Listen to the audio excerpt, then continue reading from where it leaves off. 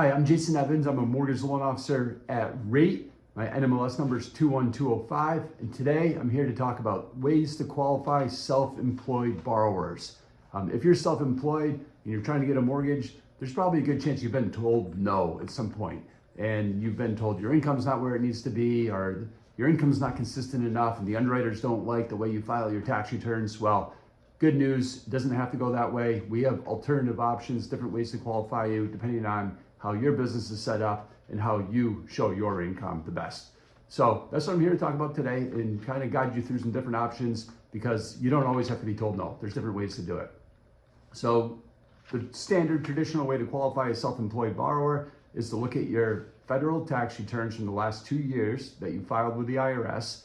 The underwriter is going to look at your gross income, then look at all the expenses you write off on your taxes, which helps reduce your taxable income, but they're also using that same number with some exceptions of expenses they can add back, like depreciation, for example. But they're using that bottom line net income number that you're reporting to the IRS, and that doesn't always show a high enough number to qualify you for a mortgage payment. So different ways we can look at it. One would be, we have a 1-year tax return policy. So instead of doing the 2-year average, say 2 years ago, your number was really low. Last year, you had a really strong year, really good income on your net income. Well, we're going to take the average of that if you're using a 2-year program. Instead, you could use a 1-year tax return program. The 2-year-old return doesn't even get looked at. We're only basing it off the most recent year, and that can greatly increase your qualifying income. So if that's the case for your business, maybe a 1-year tax return program is the way to go.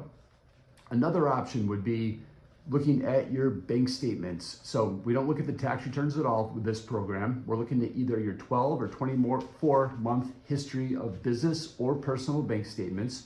We go through them, we add up all the qualifying business-related deposits coming through your bank account and get a total number of gross income coming in as deposits.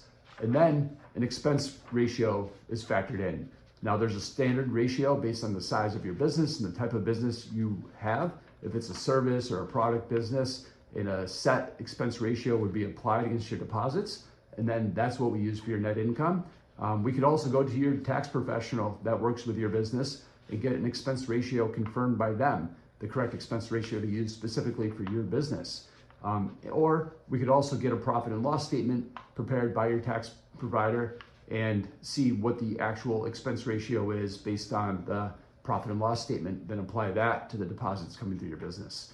So that could be a good solution depending on, again, how your tax returns look versus how your business is run with deposits coming through the business.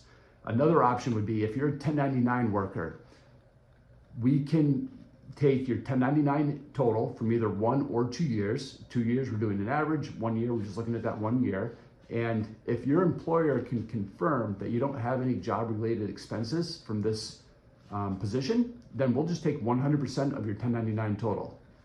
Traditionally, because you're a 1099 employee, the tax returns would get looked at, any expenses you're writing off would be factored in, and then that net number is what's used. With this program, we don't look at your tax returns, we take the 1099 total, and if you have no job-related expenses, we use 100% of it.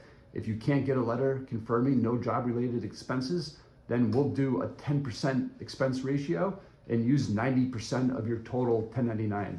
So if you had $100,000 on your 1099, we'll use 90,000 of that as your qualifying income without looking at your tax returns at all. Another program would be getting a profit and loss statement from your tax professional. So we'll have them prepare it. It has to be the same tax professional that does your tax returns. But we'll go off either a 12 or 24-month P&L and use your net income from that. Again, in this case, we don't look at your tax returns at all. So that can be a good strategy to use as well. So there's 4 different options, the 1-year tax return, the bank statement program, the 1099 program, or the P&L program. So a lot of alternatives to having to do the standard 2-year federal tax return qualification using the average. So the key is knowing there are options, working with a loan officer that can help talk to you about your business and how you run it, and figuring out which avenue is the best path for you to go down to qualify. So if you keep on getting told no because your 2-year tax return average isn't what the underwriters want to see, there are alternatives. I'd be happy to talk to you about it. Give me a call, click on the link below to reach out, and we'll see what the best option is for you in your business.